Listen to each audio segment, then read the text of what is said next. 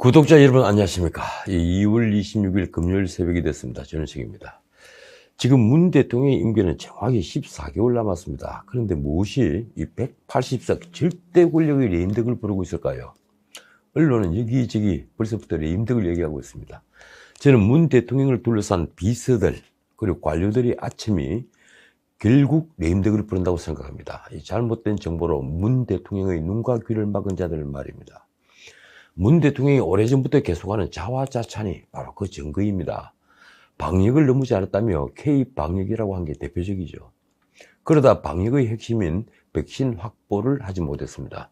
결국 세계에서 무려 102번째 백신을 접종하는 나라가 됐고, 그 바람에 사회적 면역은 다른 나라보다 훨씬 늦게 되었습니다. 도대체 문 대통령에게 백신 확보를 차질 없이 한다고 보고했던 자는 누구입니까? 올 11월이면 사회적 면역을 이룰 수 있다고 말한 자 말입니다. 오늘 접종을 시작하는 백신은 우리나라에서 위탁 생산을 하는 아스트라제네카인데, 그 백신의 효능이 미심쩍다는 보도가 이어지는데도 문 대통령부터 질병청장까지 방역 수뇌부 어느 누구도 제가 먼저 접종하겠습니다 하는 모습을 보이지 않습니다. 그래서인지 어제 예방접종 추진단은 이렇게 정리를 하더군요. 26일 오전 9시 전국적으로 동시에 시작되는 요양병원 요양시설 만 65세 미만 입원 입소자 종사자가 모두 첫 번째 접종자가 된다. 참 구차합니다. 국민이 기대한 것은 문 대통령의 1호 접종이 아닙니다. 2호, 3호 이런 게 문제가 아니라 지도자가 먼저 접종해서 국민적 불안감을 씻어달라는 것이죠. 왜 문 대통령은 장담했던 솔선수범을 하지 않는 걸까요? 국민이 한 사람이라도 먼저 맞아야 된다는 애민정신 때문입니까? 작년 경제 성장률이 마이너스 1%를 기록했는데 문 대통령은 OECD 1위라고 자랑했죠. 우리 경제가 이 정부 들어 투자, 생산, 소비, 수출 등 모든 거대 지표가 끝없이 추락한 결과 그 기저효과에다가 작년 3분기 재정을 풀어서 반짝 회복한 것을 두고 성장률이 OECD 1위라고 하면 그건 정말 염치없는 말입니다. 허장성세가 도를 넘은 것입니다. 2.3%를 성장한 중국은 그렇다 쳐도 3.1% 성장한 대만은 OECD 회원국은 아니지만 당장 IT 산업부터 우리 경쟁국입니다. 그 대만은 방역에도 성공해서 1일 확진자는 한 손으로 세는 정도에서 작년에도 모든 학교가 문을 열었습니다. 그나마 OECD에서 노르웨이가 마이너스 0.8%의 성장률을 뒤늦게 내놓아서 한국은 2위로 밀려버렸습니다. 권력이 통계를 내밀며 자신이 업적을 자랑하는 것은 그 권력이 얼마나 허약한지를 여실히 드러내는 징표입니다. 문 대통령에게 그런 분식용 통계를 바치는 자는 누구입니까? 소득주도 성장이 오히려 일자리를 줄이고 소득 분배를 악화시키는데도 세금으로 만든 노인 알바 일자리를 두고 일자리가 늘었다고 왜곡하고, 이전 소득으로 빈부격차가 개선됐다는 잘못된 통계를 대통령에게 주입한 자는 도대체 누구입니까? 이런 아침이 레임덕을 앞당깁니다. 자, 문 대통령은 2월 5일이죠. 전남 신안 임자대교에서 해상풍력단지 투자 협약식에 참석했습니다. 2030년까지 48조 5천억을 투입하는 풍력단지인데 민간 투자가 98%입니다. 문 대통령은 8.2기가와트의 전력은 원전 6기의 발전량에 해당하는 것으로 서울과 인천의 모든 가정이 사용할 수 있는 엄청난 양이라고 말했습니다. 일종의 자랑이죠. 솔직히 이 말은 거짓말입니다. 누군가 문 대통령에게 8.2기가와트 전력 생산을 말했다면 거대한 사기극을 부린 겁니다. 8.2기가와트는 풍력 발전의 시설 용량에 지나지 않습니다. 실제 발전 용량은 시설 용량의 25%를 넘지 못합니다. 풍력 발전이 왕성한 북해의 풍력 발전기도 시설 용량의 50% 정도를 겨우 생산하는데, 우리 바다의 바람은 초속 10m를 넘는 북해의 바람에 훨씬 못 미치는 초속 7m 정도이기 때문입니다. 그러니까 넉넉히 30%를 잡아도 신안 풍력단지의 발전 용량은 2.5기가와트 정도입니다. 또 2050개나 되는 발전기가 이 숲을 이루어야 하는데 전문가들은 서울 면적의 3배가 필요하다고 합니다. 신안 앞바다에 거대한 시멘트 구조물을 만드는 것인데 환경단체는 왜 한마디도 하지 않는 것일까요? 한국형 첨단 원전 APR 1,400원 한 기당에 평균 1.3기가와트를 생산합니다. 신안 풍력단지와 같은 발전 용량은 10조 원 정도면 건설할 수 있는 원전 2기로 충분한 겁니다. 게다가 풍력발전기의 수명은 평균 20년 정도인데 원전은 무려 60년입니다. 또 풍력발전기는 한파에 얼어붙고 태풍에도 취약합니다. 어쩌면 신안 앞바다에 세계적 웃음거리가 등장할지도 모를 일입니다. 신안 풍력단지는 민간 투자가 말씀드린 대로 98%인데 한전은 고가로 이 전력을 사주어야 합니다. 결국 모두 국민 부담입니다. 과연 원전과 풍력단지 중에 어느 것이 더 친환경적이고 경제적입니까? 그 투자 협약식을 마친 뒤에 문 대통령은 만민의 웃음을 띄운 채 신안 젓갈타운을 방문했는데 전남도청 공무원들이 던 프래카드에는 낯뜨거운 문구가 있었습니다. 문재인 너는 사슴, 내 마음을 녹용. 참 기가 막힙니다. 누가 시킨 짓인가요? 공직의 아침이 도를 넘었습니다. 다들 이렇게 문 대통령에게 열광하는데 이 대통령이 없는 자리에서 무슨 일이 일어날까요? 민주당 이낙연 대표가 4차 재난지원금 폭을 두고 홍남기 장관이 12주 이상은 어렵다며 난색을 표시하자 면전에서 정말 나쁜 사람이라고 말했습니다. 지난 14일 일인데 언론에 늦게 보도가 됐습니다. 사실 홍 장관이 난색에는 이유가 있죠. 지난 방송에서 말씀드렸다시피 올해 말 국가채무는 956조 원으로 예정되어 있어 GDP 대비 47.3%로 추정됩니다. 그러나 국채를 20조만 더 발행해도 GDP 대비 국가채무 비율은 48.3%로 늘어나고 문 대통령이 언급한 전 국민 위로금을 또 여기에 더하면 국가채무 비율은 50%를 넘을 것입니다. 이러니 국간직의 홍 장관도 대폭 지원금은 반대할 수밖에 없는 것입니다. 홍 장관은 이낙연 총리 시절에 국무조정실장을 했죠. 그리고 이 총리가 홍 장관을 부총리로 청구했습니다. 그래서 만만하게 보인 걸까요? 일국의 부총리를 면전에서 모욕할 정도로 이 대표는 재난지원금에 목을 맨 겁니까? 그는 그 자리에서 김상조 청와대 정책실장도 애국은 혼자 하는 것이 아니다며 몰아세웠다고 합니다. 이 대표가 홍 장관을 비난하는 이유는 이렇습니다. 지금 소상공인들이 저렇게 힘든데 재정 걱정을 하고 있다. 그렇다면 제가 묻고 싶습니다. 과연 재난지원금을 푸는 게 소상공인에게 엄청난 도움이 된다고 믿는 것인가요? 아니면 선거에 도움이 되기 때문입니까?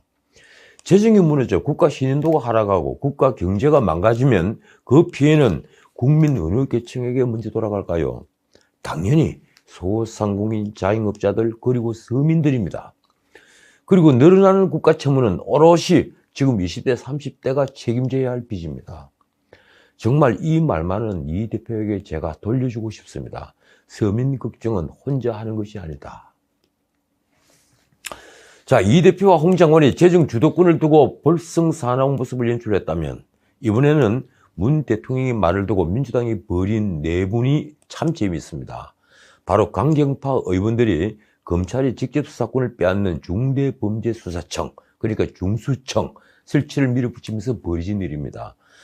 중수청 설치를 6월 말까지 처리한다는 게 당론처럼 되자 결국 검찰개혁에 대한 속도조절론 논란으로 번졌습니다. 20일 국회 법사위에서 박범계 장관은 문 대통령이 한 말이 두 가지라고 했습니다. 그중 하나가 이겁니다. 올해부터 시행되는 수사권 개혁의 안착이라는 말씀을 하셨다. 검찰의 부패, 경제, 공직자 수사 등 6대 범죄 수사만 남기고 나머지는 경찰이 다 가져가는 것으로 정리가 된 검경 수사권 조정이 안착되도록 하라는 것이죠.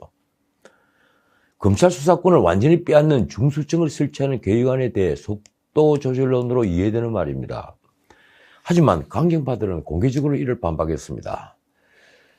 박주민 의원은 속도 조절론을 공식 비공식으로 들은 적이 없다며 제도의 안착이 검찰개혁 시즌2의 속도 조절은 아니다고 일축했습니다. 중수청 법안을 발의한 황운하는 문 대통령의 말이 속도 조절에 관한 것은 아닌 걸로 안다고 여기에 가세했습니다. 추미애 전 장관은 페이스북에 이제 와서 속도 조절을 해야 한다면 형소법 제정 이후 67년의 흐송 세월이 부족하다는 것이 되어버린다고 썼습니다. 조국은 SNS에서 이 글을 공유했습니다. 놀랍게도 친문적자로 불리는 김경수 지사마저 라디오에 나와 이렇게 말했습니다. 대통령이 한 말씀 하면 일사불란하게 당까지 다 적용되어야 하는 건 아니다. 다들 검찰에 한이 맺힌 모양입니다. 이 박범계 장관은 대통령이 당부를 내가 속도 조절로 표현하지는 않았고 대통령도 그런 표현을 쓰지 않았다며 한 발 물러났습니다. 그런데 24일 오후 국회 운영위에 출석한 유영민 비서실장이 다시 불을 붙였습니다. 박 장관이 임명장을 받으러 온 날 문 대통령이 속도 조절 당부를 했다. 그러자 김태년 운영위원장이 문 대통령이 속도 조절을 하라 이렇게 말한 것은 아니지 않느냐 하면서 반박적인 질문을 했고 유 실장은 정확한 워딩은 기억 못하지만 그런 뜻이었다고 재차 답변했습니다. 그런데 김태년 위원장은 물러나지 않았습니다. 그렇게 답변하면 문 대통령이 속도 조절 워딩을 쓰신 게 된다. 결국 유 실장은 똑같은 말을 반복해야 했습니다. 정확한 워딩은 그게 아니었고 그런 의미의 표현을 하셨다. 자, 유 실장은 회의 막바지에 다시 발언 기회를 얻어서 이번엔 두 발점 뒤로 후퇴했습니다. 정례했을 때 확인했다. 속도 조절이라는 표현은 아니다. 그리고 보니 딱 봉숭아 학당입니다. 문 대통령이 민주당 장악이기 떨어진 것일까요? 아니면 이제 각자 살기를 찾기 시작하는 것일까요? 누가 보더라도 문 대통령 말은 지금 검찰 수사권을 완전히 빼앗는 건 서둘 일이 아니라는 것인데 공식 비공식으로 통보받지 못했다는 말까지 의원 입에서 나오는 판이니 말입니다. 이 판에 추미애 장관이 다시 언론에 떴습니다. 숟가락을 하나 얹은 겁니다. 그녀는 24일 페이스북에 올린 글에서 어느 나라에서도 검찰의 수사권과 기소권을 함께 가지고 심지어 영장 청구권까지 독점하고 있지는 않다며 우리에게 대륙법을 옮긴 일본도 그렇다고 한 겁니다. 황운하는 공청회에서 민주주의와 법치주의가 지배하는 문명국가 어디에서도 검찰이 직접 수사권을 전면적으로 행사하는 나라는 없다고 했습니다. 참 우습습니다. 전면적으로라는 단어만 없으면 완전한 거짓말이 됩니다. 마치 검찰이 직접 수사권을 가지면 민주국가, 법치국가가 아니라는 말처럼 들리니까 말입니다. 이 말은 엄청난 오류입니다. 이 추 장관이 거론한 독일은 검사가 경찰을 지휘하는 형태로 수사권을 가지고 있으며 당연히 기소권도 가집니다. 이탈리아 역시 검사가 경찰 수사를 지휘하죠. 같은 대륙계 계통인 일본도 형사소송법 191조에 검찰 수사권을 명시하고 있습니다. 검찰관은 필요하다고 인정할 때 스스로 범죄를 수사할 수 있다. 그에 따라 특히 도쿄, 오사카, 나고야 3개의 검찰청에는 특별수사부가 설치되어 있죠. 도쿄지검 특수부는 과거 다나카 총리 독직 혐의를 수사해서 아주 유명해졌습니다. 작년에는 아베 신조 총리의 벚꽃 스캔들, 공직선거법 위반 혐의를 수사했습니다. 미국도 연방검사는 수사권이 있으며 뉴욕주를 비롯한 다수의 주에서 검찰은 직접 수사권을 가집니다. 영화 모범 시민을 보십시오. 그러면 잘 알 수 있습니다. 요즘 언론에 보도되는 트럼프 전 대통령의 탈세 혐의도 연방검찰이 수사를 하고 있습니다. 그런데 민주당 강경파가 하나 놓친 게 있습니다. 이 대통령이 윤석열은 문재인 정부의 검찰총장이라고 해서 한 방에 훅 갔던 윤 총장이 이 일로 다시 살아나고 있다는 것입니다. 윤 총장은 민주당의 중수청 추진을 직접 전면에서 반대할 모양입니다. 대검에서는 윤 총장이 지켜만 보고 있지 않을 것이라는 말이 나왔습니다. 이미 대검 참모들이 이 사안과 관련된 법리 검토에 들어갔다는 말도 나왔습니다. 말이 중수청 신설이지 이 검찰청을 공소청으로 바꾼다는 것이니 총장이 가만히 있을 수도 없게 됐습니다. 윤석열은 이제야말로 총장직을 걸 때를 만난 것이죠. 문제는 파급력입니다. 어쩌면 민주당은 이야말로 과유불급이 될 수 있습니다. 힘들여 깔아앉힌 윤석열 대망론에 다시 불이 붙는 것은 물론 소망하던 검찰 힘 빼기에도 역풍이 몰아칠 것이기 때문입니다. 어쨌든 이제 당에 대통령의 말도 먹히지 않는 것 같습니다. 언론은 이재명 지사가 독주하자 이 대표와 친문들이 전국 주도권을 놓지 않기 위한 행동으로 평가하기도 합니다. 일방 독주형 강경파들이 득세할 분위기가 형성됐다고 할까요? 자, 당정 간 이견이 본격화된 건 가덕도 신공항 특별법도 마찬가지입니다. 국토부, 기재부, 법무부 등 3개 부처가 일제히 우리를 표하는데도 민주당은 부산시장 보궐선거 승리를 위해 특별법을 밀어붙였습니다. 월성원전 경제성 평가 조작 사건으로 공무원들은 적법 절차를 거치지 않는 업무에 대단히 민감해져 있습니다.